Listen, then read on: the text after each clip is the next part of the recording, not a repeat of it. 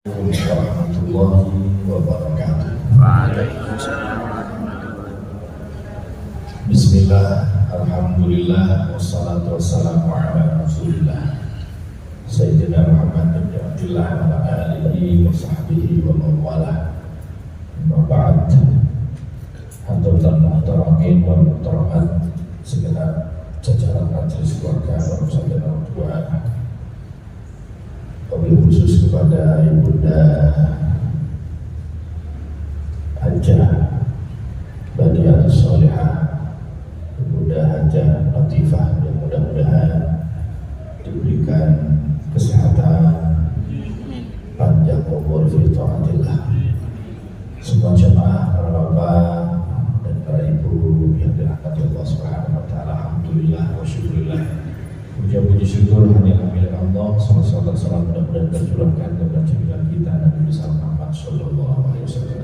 Allahumma shalli alaihi. Perawuh edisi Maulid Nabi Muhammad sallallahu alaihi wasallam. Pada kesempatan pasal Fatihah kali ini kita akan mengupas tentang kemuliaan Nabi Muhammad sallallahu alaihi wasallam dari sisi guyonannya. Gak serius dong. Ya maksud guyonan di zaman Kanjeng Nabi, bagaimana guyonnya Kanjeng Nabi, bagaimana guyonnya Nabi dengan para sahabat, dengan para istrinya, dengan anak-anak dan seterusnya. Karena terkadang kalau kita berbicara tentang kemuliaan, koyo-koyo Kanjeng Nabi serius sudah, padahal Kanjeng Nabi itu juga sesekali ada guyon-guyonnya untuk mencairkan suasana. Maka ya zaman sekarang ini perlu kita angkat tema guyonan ini, soalnya kita sudah serius 2 tahun ini, serius tukaran terus urusan asal dan nasib. Kalau tukaran bahasa Suriah, tukaran ini itu untuk mencairkan suasana pada Maulid ini, maka kita akan bahas tentang guyonan di zaman Nabi Muhammad SAW. Allahumma shalli Dengan alaihi. demikian kita akan mengerti bahwa guyon saja itu ada ada sanadnya kepada baginda Nabi Muhammad SAW.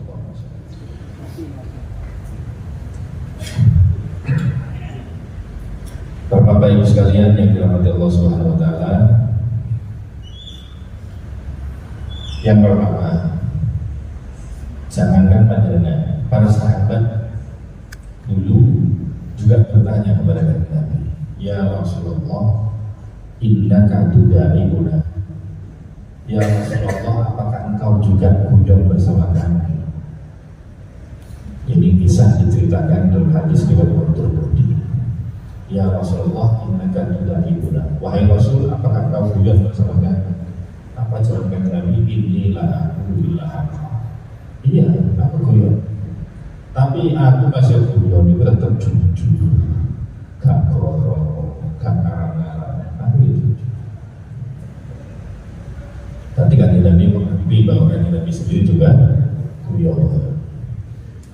Kemudian guyon di dalam hadis tadi itu sudah ibuna dari masdar muda atau doa apa artinya guyon itu? Guyon itu didefinisikan oleh Ibnu Hajar Asqalani, al-mulaqafa fil qawli bil mizahi wa ghairihi. Namanya guyon itu adalah perilaku lemah lembut dengan ucapan.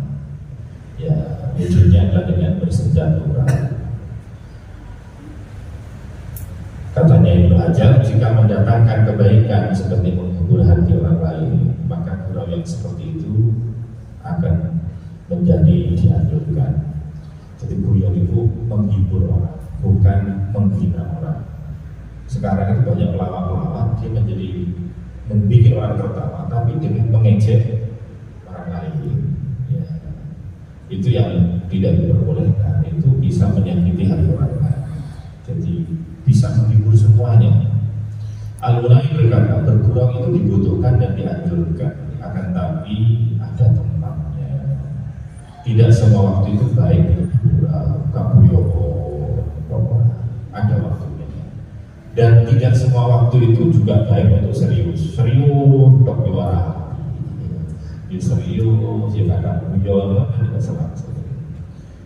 Maka di dalam syair disebutkan uhazi yuhaizul hazlu yahsulu bil fata wa inni idza jaddar rijalu lahu jiddin. Aku bergurau di waktu yang mana bergurau dengan pemuda dinilai baik, dan jika orang-orang sedang serius maka aku pun juga serius. Artinya guyon yang bergurau dan serius. Masing-masing ada tempatnya, masing-masing ada waktunya. Itu Kanjeng Nabi. Bagaimana dengan para sahabat? Satu ketika ditanya para sahabat, apakah para sahabat Nabi juga bercanda? Maka Ibnu Sirin berkata, maka nubilakan. Para sahabat Nabi bukan ngomong lagi, bodoh. Artinya bodoh. Karena Ibnu Umar yang bisa. Bahkan Ibnu Umar yang terkenal serius itu juga bercanda. Ya bodoh. Ibnu Umar satu ketika ditanya, apakah para sahabat Nabi tertawa? Para sahabat sok guyu, kan bikin akhirat, sok guyu lah para sahabat. Nah, maka dijawab oleh Ibnu Umar, nah ini oleh guyu bisa, wal iman fi qulubihim a'dham min al-jibal. Ya, ini guyu.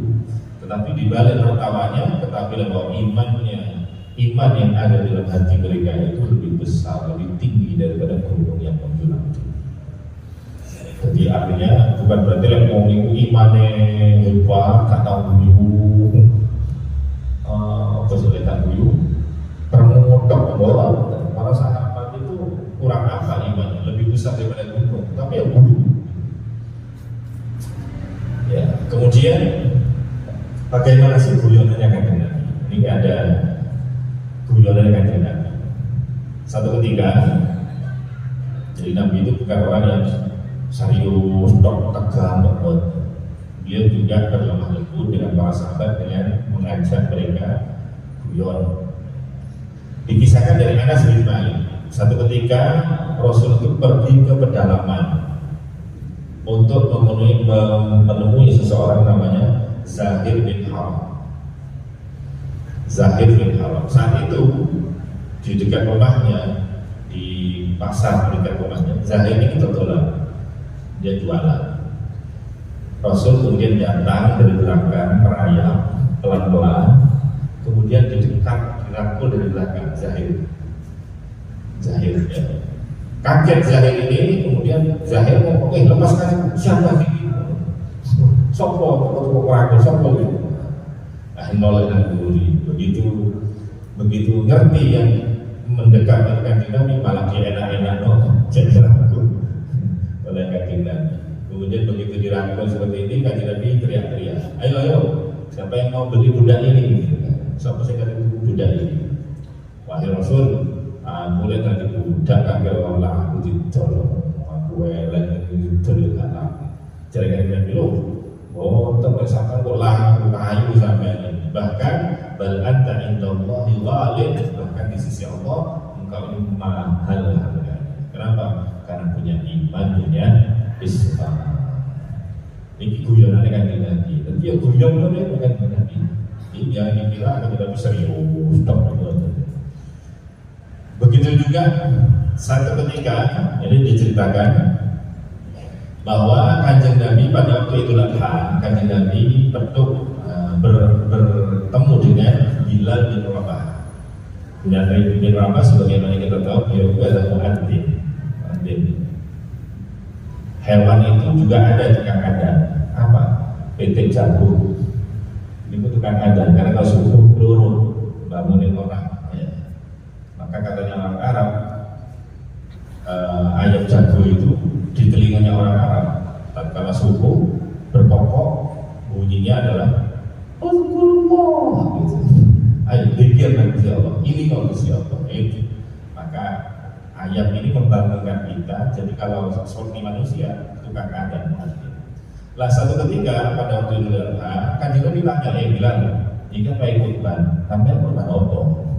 Waduh Kanjeng Nabi, saya nggak punya uang untuk beli unta, nggak punya uang beli sapi, jangan sapi, beli kambing ini kita nggak punya uang. Lalu terus kamu kurban apa? Lah, saya kurban ayam jago. enggak dicoba kate kurban ndak boleh ketimbang gak petik mawon jarene muadzin muadzin kok muadzin boleh muadzin tukang adzan boleh tukang adzan satunya Bilal, tukang adzannya satunya ayam. Cara guyonan zaman sekarang jeruk makan jeruk, itu sanadnya kepada kanjeng Nabi begitu. Ndok muadzin doha bil muadzin ono muadzin boleh muadzin sampai. Maka ini termasuk mazhabnya Bilal bin Rabah. Jadi kalau pas Idul Adha nggak punya uang, ojo sampai tak dulu. Masuk PT tapi PT Dewi, ojo PT Tonggoannya ditakut gitu. Satu ketika baginda Nabi naik onta. Kemudian pada tuh naik onta ada orang yang memilih dibonceng sama kanjeng Nabi, disetop, nunut kanjeng Nabi, bonceng. Maka jawabnya kanjeng Nabi, inna hamiluka ala waladina qah. Lo awakmu tak tumpano anai unta. Kalau kamu tak naikin ke anaknya unta. Tak kuat kalau anaknya unta kan Nabi. Wong saya besar, badan saya begini enggak kuat. Enggak, pokoknya kalau kamu tak naikin anaknya unta, enggak kuat. Ngerti enggak kamu? Aku naik apa? Unta. Unta ini anaknya sapi apa anaknya kerbau? Apa anaknya unta? Ya anaknya unta. Ya ini maksudnya. Jika sahabat itu kemudian baru sadar kalau dia digudoni sama kanjeng Nabi Muhammad sallallahu alaihi wasallam. Aneh unta ya dimasuk kurban ini ya aneh unta kan. Itu kata-kata Nabi. Satu ketika kanjeng Nabi juga guyon bersama istri. Ya. Jadi nggak tukaran dong. Dia guyon ya, kanjeng Nabi guyon. Satu ketika kanjeng Nabi membeli pakaian. Ini diceritakan oleh Anas bin Malik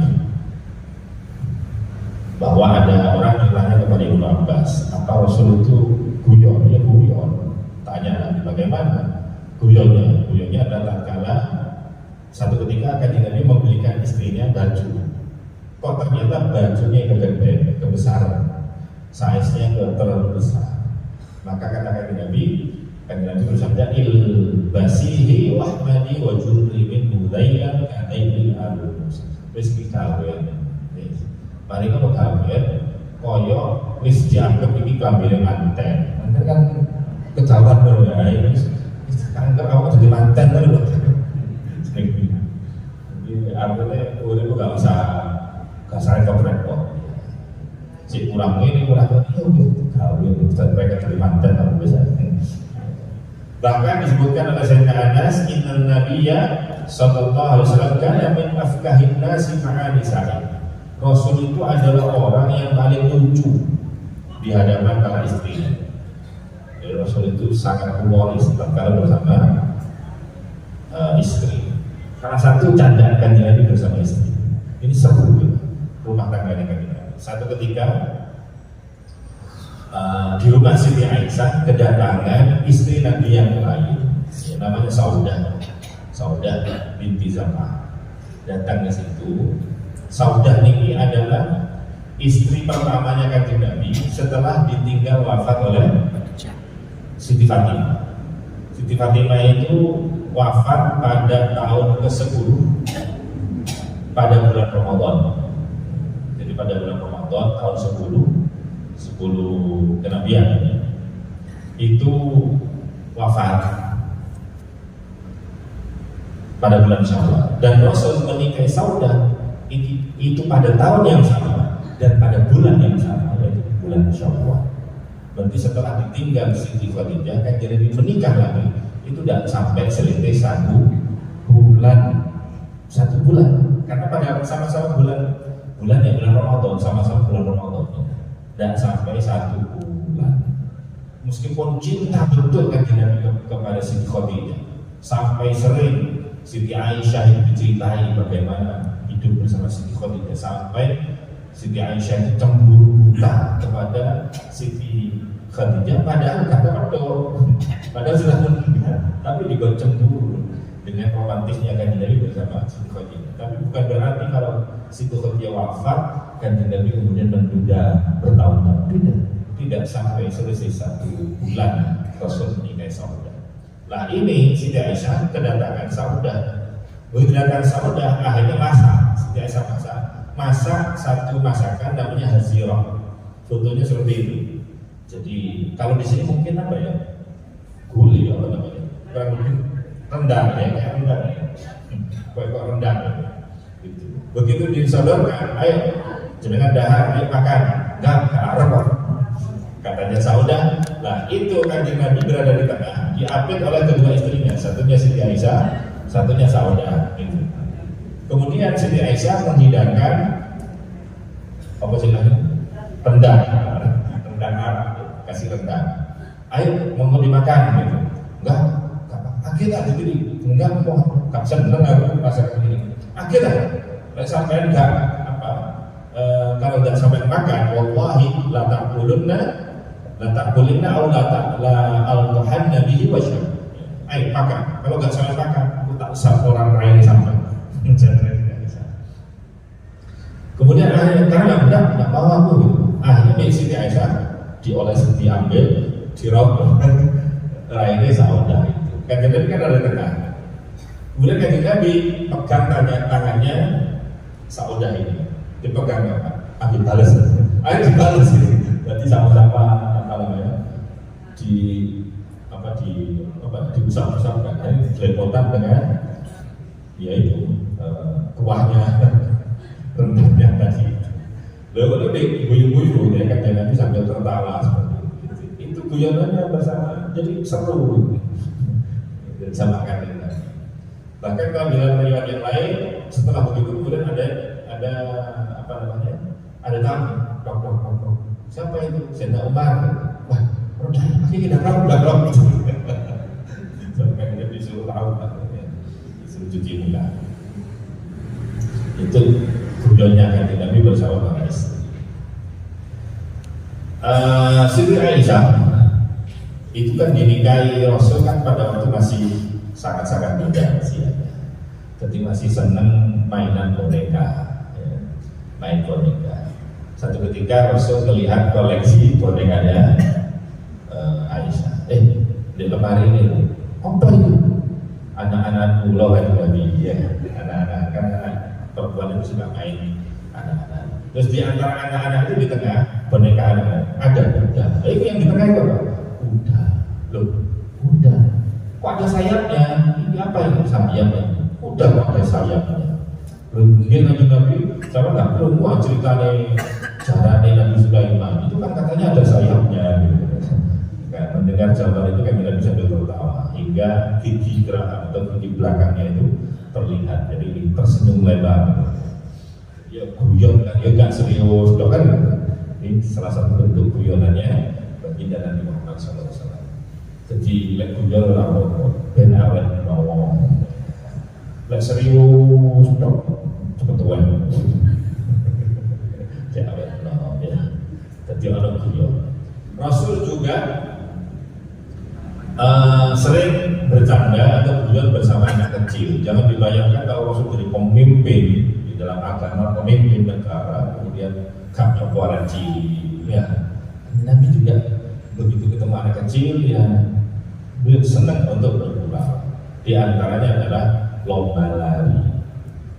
Lomba lari itu pernah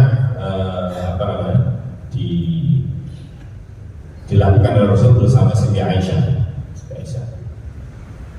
Itu lomba lari sampai 2 kali. Kan Nabi pada waktu jalan, ayo antar-antaran. Waktu itu Siti Aisyah yang menang. Setelah berapa lama keluar lagi sama Siti Aisyah dan ayo layan namanya, ayo antar-antaran. Ternyata saat itu kata Siti Aisyah, waktu itu aku lemu. Ya. Falamma hamadullah, kata Siti Aisyah, waktu itu aku lemu dan tidak kuat lagi. Kan Nabi menang.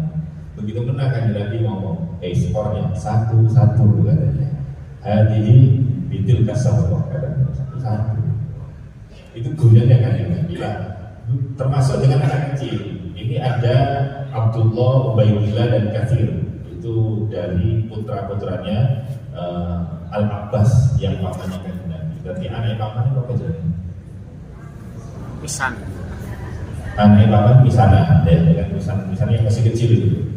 Kemudian Rasul membuat garis, mana ada gini. Rasul kemudian lari ke depan. Cepet-cepetan, untuk sing cepet ini, nah aku hadiah. Manasa apa ilainya kalau bukan dawakan kata. Cepet-cepet akhirnya lari.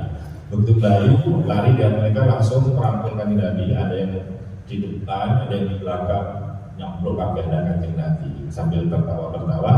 Kemudian kanjeng Nabi menciumi mereka, memeluk mereka dengan hangatnya. Itu kanjeng Nabi memperlakukan anak-anak kecil dengan hangat, disapa, dijak tulis. Kemudian satu ketika diceritakan oleh Ibnu Abbas bahwa satu ketika kanjeng Nabi itu membawa Husain bin Ali.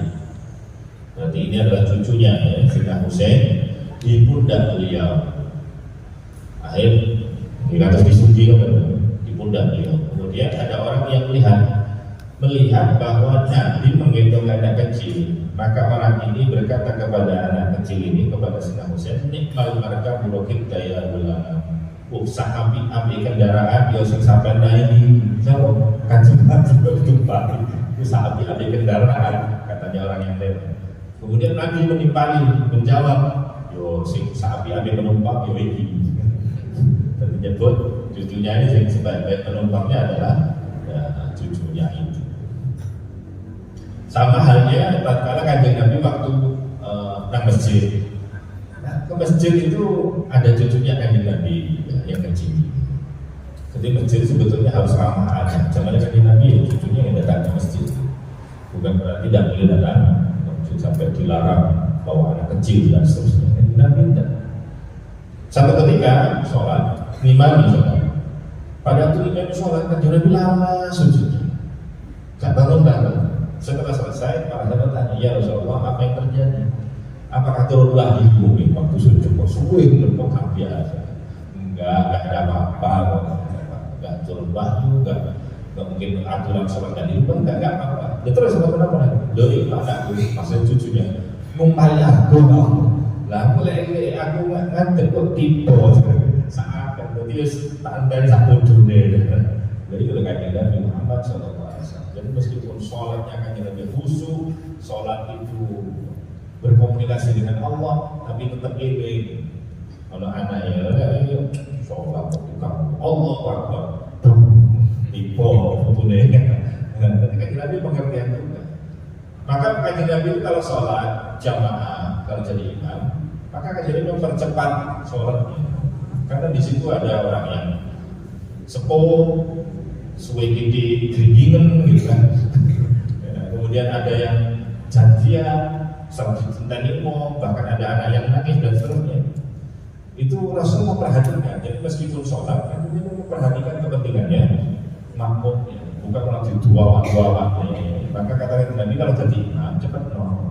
Lain awakmu sholat dewekan, falu tawi masyaallah. Dawak no sampai subuh kalau sholat dewekan. Lain sholat dewekan dawak. Lain sholat doang. Wong macam-macam kebutuhannya penyakit itu macam-macam. Ojo suwe sholat. Kemudian juga Abu Hurairah bercerita bahwasanya beliau Jawa Jawa pernah mudah putunya ya Hasan bin Ali ya wa ya rasabiu lisanahu fa yahushu ilaihi. Jadi kan Nabi mengeluarkan lidahnya, menjulur-julurkan lidahnya, melet-melet. Kan Nabi melet-melet dan putune. Jadi kayak mudah macam itu. Akhirnya putune menggeliat kesenangan. Senang saking dari senangnya melihat lidahnya kanjeng Nabi dijulurkannya begitu. Jadi sampai tiba-tiba tidak usah izin ngomong kanjeng Nabi gitu ya. Mudah anak cilik kanjeng Nabi ngejak guyon anak-anak kecil. Sehingga Anas bin Malik berkata, karena Nabi sallallahu alaihi wasallam min afkahin nasi ma'asyari.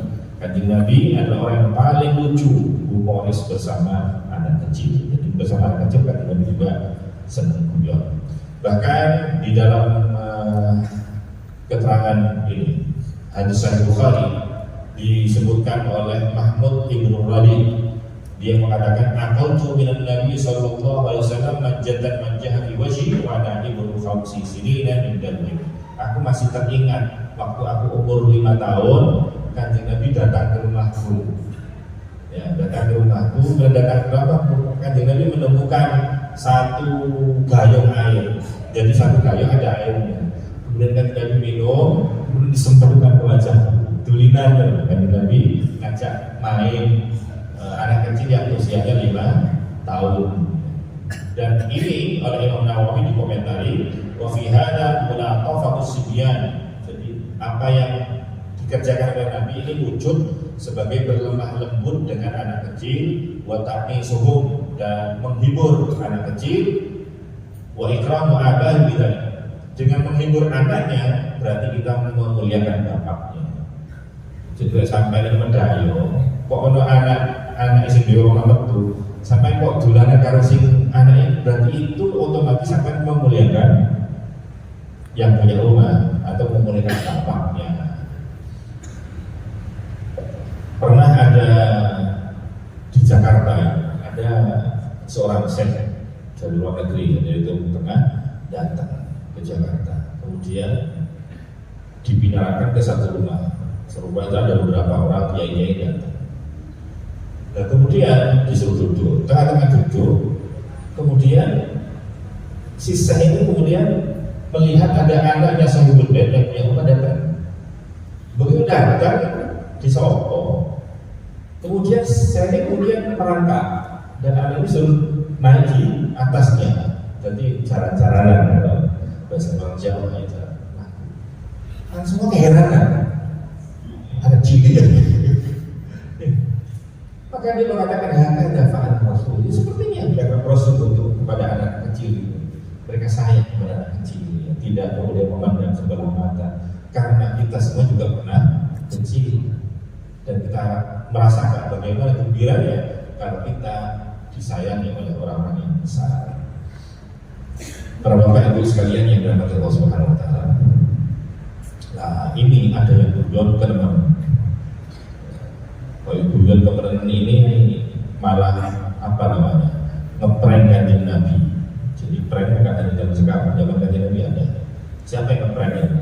Namanya Mu'aiman Al-Ansari. Ini sahabat yang paling suka badol, namanya Mu'aiman, orang Madinah dari Al-Ansari. Di Madinah itu kalau ada pedagang datang ke Madinah, Mu'aiman mesti tunggu, mesti beli untuk hadiah kepada Kanjeng Nabi. Ada pedagang, ada barang baru. Nah suatu ketika ada orang jualan madu, kemudian diambil madunya, kemudian datang kepada Kanjeng Nabi, ya Rasulullah, ini hadiah untuk sampai, aku beli hadiah untuk sampai. Oh iya, mas matur nuwun. Tidak lama kemudian, tidak lama setelah diterima Kanjeng Nabi, Mu'aiman datang bersama dengan penjual madunya. Ya Rasulullah, ini yang punya madu. Lalu terus uangnya mana? Ada madunya dikasih sama Kanjeng Nabi, ngomongnya hadiah. Tapi tidak lama kemudian membawa penjualnya. Loh, cari hadiah kita. Katanya hadiah, bukankah kamu ngomongnya? Iya ya Rasul, sebetulnya begitu. Saya kepingin panjenengan makan madu ini. Tapi aku pas kasih duit. Akhirnya Kanjeng Nabi membayar sambil ketawa-ketawa karena di prank sama Mu'aiman. Sahabat Mu'aiman. Ada lagi bukan ngeprank, ini malah usil. Kalau usil ini bisa bikin pegel, usil. Biasanya kalau di mondok itu pasti ada salah seorang itu di satu kamar tidak ada sahabat yang suka usil. Ini Nu'aiman lagi. Nu'aiman tersangkanya. Nu'aiman ada satu ketika bersama sahabat yang lain namanya Suwaidin. Dan ini cerita ini, apa yang dilakukan Nu'aiman ini akhirnya satu ketika setelah kejadian diceritakan kepada Kanjeng Nabi. Fadhahika minhan Nabi sallallahu alaihi wasallam ashabuhu haulan, sampai Rasul tertawa sampai setahun karena kejadian ini. Maksudnya tertawa setahun itu maksudnya mesti lagi-lagi mesti guyu-guyu. Nek cerita nama mesti guyu. Ceritanya apa yang dilakukan oleh Mu'aiman. Memang apa yang dilakukan oleh Mu'aiman? Mu'aiman satu ketika bersama Suwaibin diajak sama Abu Bakar untuk pulang ke daerah namanya Busra. Kemudian lah yang namanya Suhaibin ini dipasari untuk membawa makanan, bontot kalau sekarang bontot. Nah satu ketika di tengah perjalanan, Nuaiman ini lapar, bro, minta makanannya. Waduh, ini kan punya Sayyidina Abu Bakar, memang untuk bersama, tapi Abu Bakar lagi keluar. Nunggu, aku jadi bukan, pokoknya nunggu Abu Bakar. Pegel lah ini ponco, kalau bukan kayak almas bertak pelajaran. Gitu.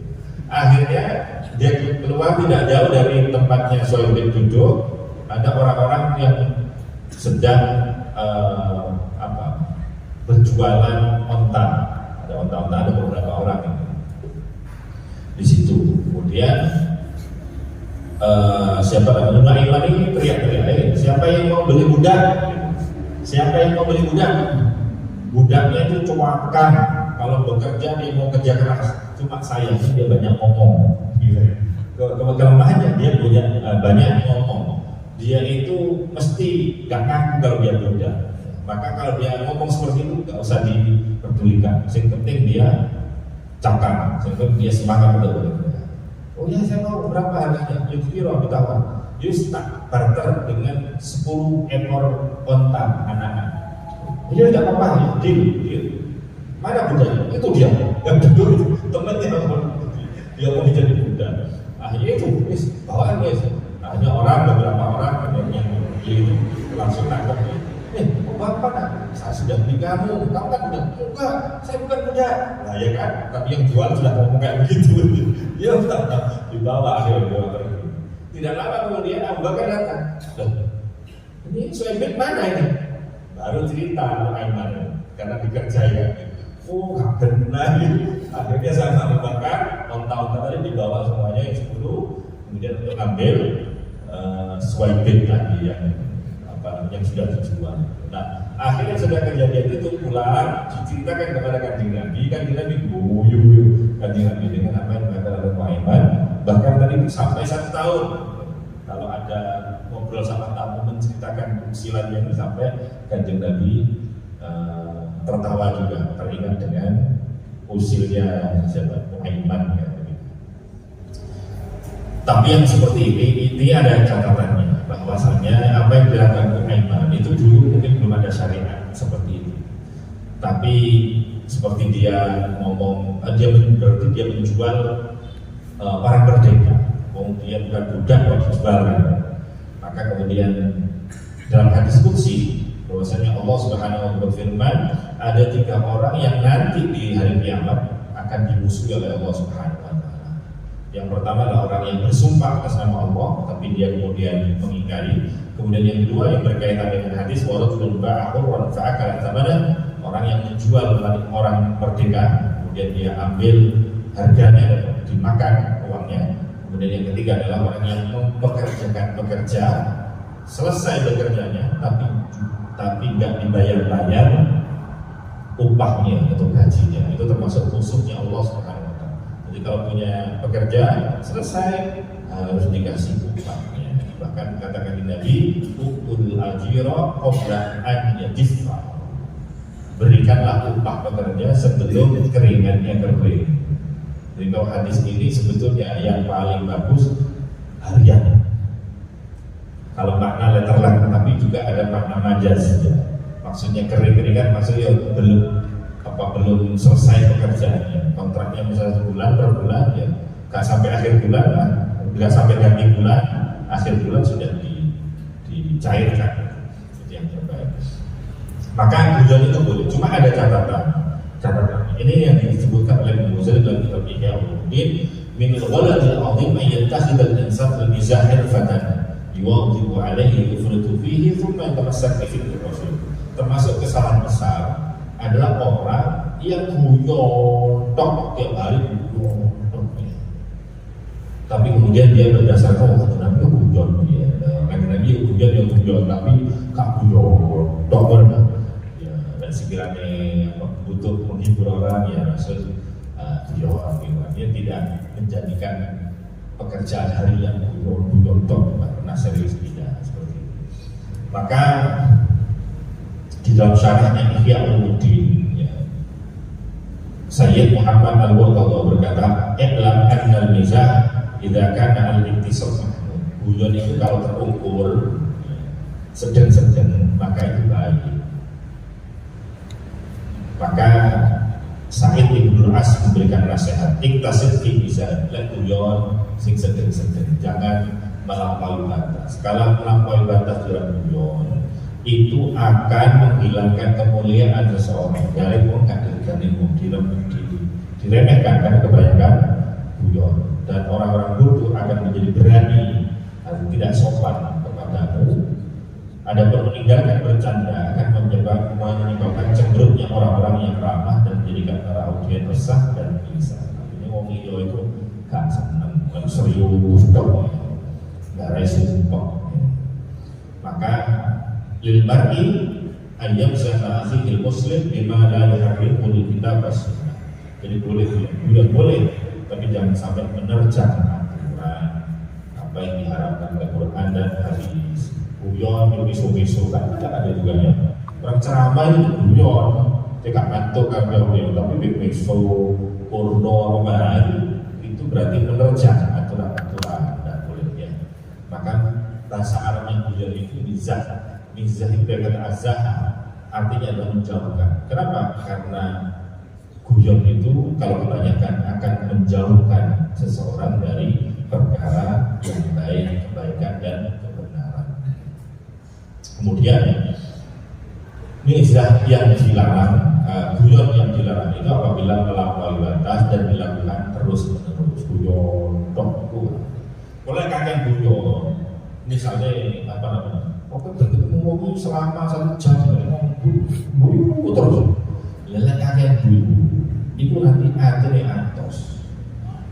Lelek akhirnya antos, orang pengajian sampai tepuk lucu deh berceramah. Isi, masya Allah. Itu gak ketambah oleh hidayah, akhirnya tambah antos. Kakek dulu. Lelek antos ya dituturi ya, gak melebu. Jadi ngomong lontong, bukan tua, melebu kuping tangan, bentuk kuping hifau. Mulai apa pengajian sih? Maka kalau orang itu guyon sekedarnya saja dan dia mengerti batasan-batasannya, sebagaimana Sufyan bin Uyainah ditanya, apakah guyon itu termasuk perkara mungkar? Maka dia menjawab, bal huwa sunnah. Guyon sunnah, walakin liman yuhsin. Tapi untuk orang yang mengerti batasannya, orang yang bisa melakukannya dengan baik ya. Maka ya, guyon dengan istri, guyon dengan anak, guyon dengan keluarga, guyon dengan tetangga, guyon dengan teman, itu dianjurkan. Sehingga api maksudnya guyon dok. Ini serius-serius, tapi sesekali ada guyonnya untuk mencairkan suasana. Ini mau kan sakit keluarga. Mudah-mudahan kalau kita bisa meneladani kasih Nabi dengan maulid ini dalam hal seriusnya, kita juga meneladani dari sisi humorisnya, terutama untuk anak istri sehingga terbina keluarga yang sakinah mawaddah warahmah. Ini kang sakit keluarga dan undang juga kepada panjenengan besok itu haul al-mahfulah Romo Kiai Al-Nur panjenengan Rasul Rawuh yang tidak berhalangan jam 8 pagi besok, tempatnya di Masjid Sufi, masjid yang baru.